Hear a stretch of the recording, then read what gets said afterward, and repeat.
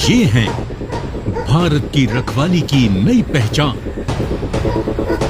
तेज, सटीक और आत्मनिर्भर।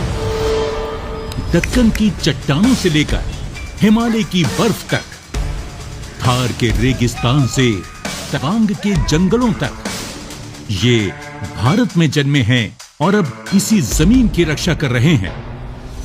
ये हैं मुधोल हाउंड और रामपुर हाउंड।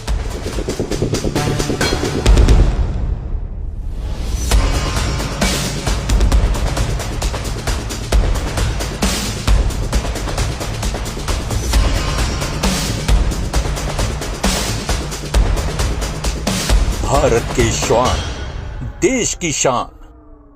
मुझे यह भी बताया गया कि इंडियन ब्रीड के डॉग्स भी बहुत अच्छे होते हैं, बहुत सक्षम होते हैं। इंडियन ब्रीड्स में मुधोल हाउंड है, हिमाचली हाउंड है, ये बहुत ही अच्छी नस्लें हैं। राजपलायम, कन्नी, चिप्पी पराई और कोम्बाई भी बहुत शानदार इंडियन ब्रीड्स हैं।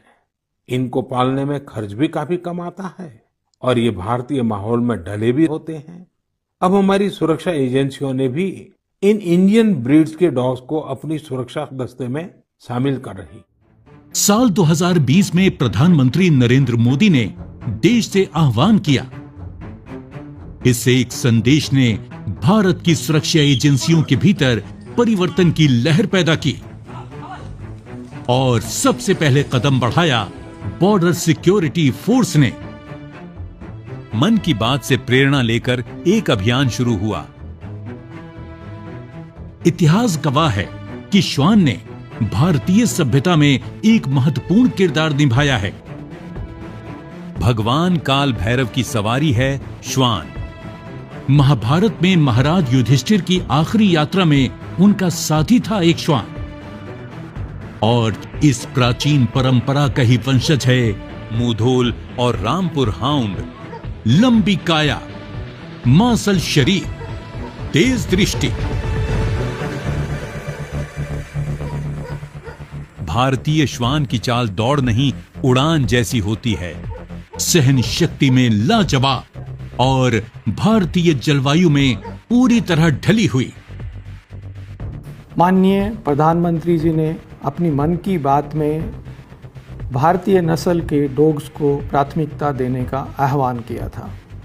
इसी से प्रेरणा लेकर बीएसएफ एकेडमी ने भारतीय नस्ल के मुधोल हाउंड और रामपुर हाउंड का ब्रीडिंग और ट्रेनिंग का प्रोग्राम की शुरुआत की। बीएसएफ ने अभी तक 150 भारतीय नस्ल के डॉग्स को बॉर्डर पे तैनात किया है और ये भारतीय नस्ल के डॉग सीमा सुरक्षा में एक अहम भूमिका निभा रहे हैं। पिछले साल मुधोल हाउंड भारतीय नस्ल के डॉग रिया ने all India police dog championship में बेस्ट ट्रैकर डॉग का खिताब जीता और उसी चैंपियनशिप में उसने डॉग ऑफ द चैंपियनशिप का खिताब भी जीता। रिया ने उस चैंपियनशिप में 116 विदेशी नस्ल के डॉग्स को हराया। इससे ये साबित होता है कि भारतीय नस्ल के डॉग किसी से कम नहीं है। मध्य प्रदेश के टेकनपुर में स्थित बीएसएफ का national training centre for dogs अब इस देशी पुनर्जागरण का केंद्र बन चुका है। यहीं पर हर रक्षक का जन्म होता है, जहां अनुशासन, प्रशिक्षण और विश्वास एक साथ गढ़े जाते हैं। यहां करीब 150 भारतीय नस्लों के श्वान सीमा पर गश्त, ट्रैकिंग, नारकोटिक्स डिटेक्शन और लॉ एनफोर्समेंट की कठोर ट्रेनिंग से गुजरते हैं। 18 फुट की दीवार हो या कठिन भूभाग, भारतीय श्वान हर चुनौती को पार कर जाता है।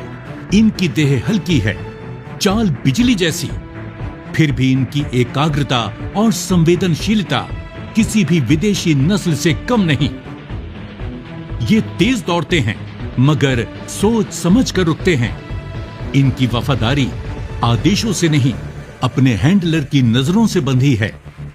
विदेशी जो नस्लें थी वो चाहे काफ़ी जनरेशन से हिंदुस्तान में थीं, लेकिन बेसिकली वो बाहर के माहौल के हिसाब से डेवलप की हुई नस्लें थीं। और जो भारतीय नस्लें हैं वो हमारे मौसम के लिए सदियों से अनुकूल रही हैं। तो हमने अपनी रिसर्च शुरू की और हमने ये पाया कि पेरेंट जनरेशन को सिर्फ स्टडी पे रखा। इसके बाद जो नेक्स्ट फिर हमने ब्रीडिंग अपना प्रजनन का इनका एक कार्यक्रम बनाया जो वैज्ञानिक प्रजनन था।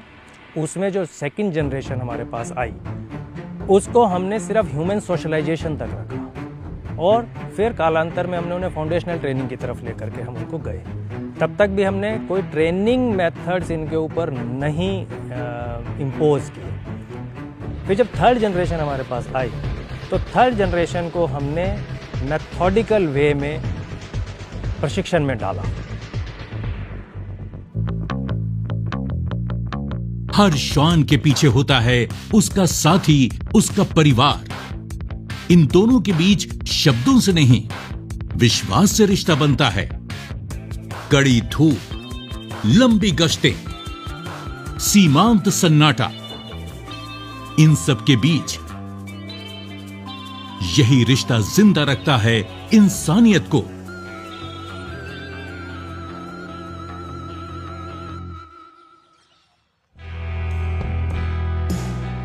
साल 2024 में बीएसएफ की रिया ने इतिहास रच दिया। विदेशी नस्लों को पछाड़ते हुए रिया बनी राष्ट्रीय चैंपियन।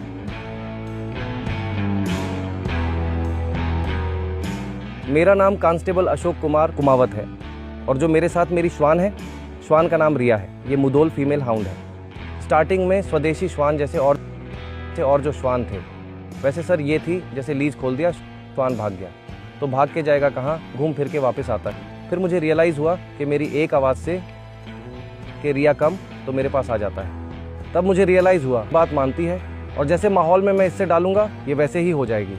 वो कंपटीशन हुआ था 2023-24 में, लखनऊ में आरपीएफ के अंडर में हुआ था वहाँ पे। तो पहली बार जब रिया वहाँ गई थी तो वहाँ दूसरी ब्रीड्स भी आई थी, तो वहाँ पे लोग देख के हंसने लग पड़े कि ये कौन सी ब्रीड आ गया। बीएसएफ पहली बार स्वदेशी श्वान को लेके गई थी वहाँ पे और इसके काम को देख के वहाँ पे तमाम हैंडलर्स, टीमें और यहाँ तक के जज भी हैरान हो गए थे इनके परफॉर्मेंस को देख के। और जब चैंपियन बनी, गोल्ड मेडल जीती, उस दौरान वाकई ही मेरी आंखों में खुशी के आंसू आ गए थे।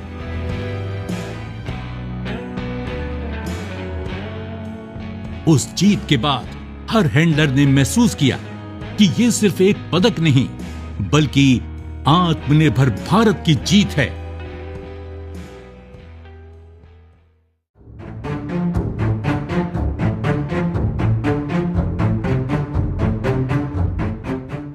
आज ये रक्षक थार से त्वांग तक तैनात हैं। मुढोल और रामपुर हाउंड की जोड़ी अब हर सीमा पर गर्व से खड़ी है।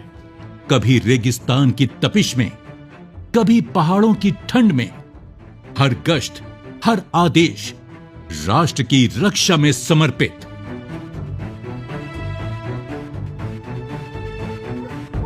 भारतीय श्वान की यही खासियत है, कम में ज्यादा कर दिखाना, कम संसाधन पर अधिक परिणाम। ये सिर्फ ड्यूटी नहीं निभाते, ये अपने हैंडलर के साथ सांस लेते हैं। सीमा पर हर सांस वतन के नाम। बीएसएफ की सफलता ने अन्य केंद्रीय सशस्त्र बलों का हौसला बुलंद किया। सीआरपीएफ, आईटीबीपी, सीआईएसएफ सभी अब भारतीय नस्लों को अपनाने की दिशा में कदम बढ़ा रहे हैं। टेकनपुर मॉडल को अब भारत के K9 विकास के नए खाके के रूप में देखा जा रहा है।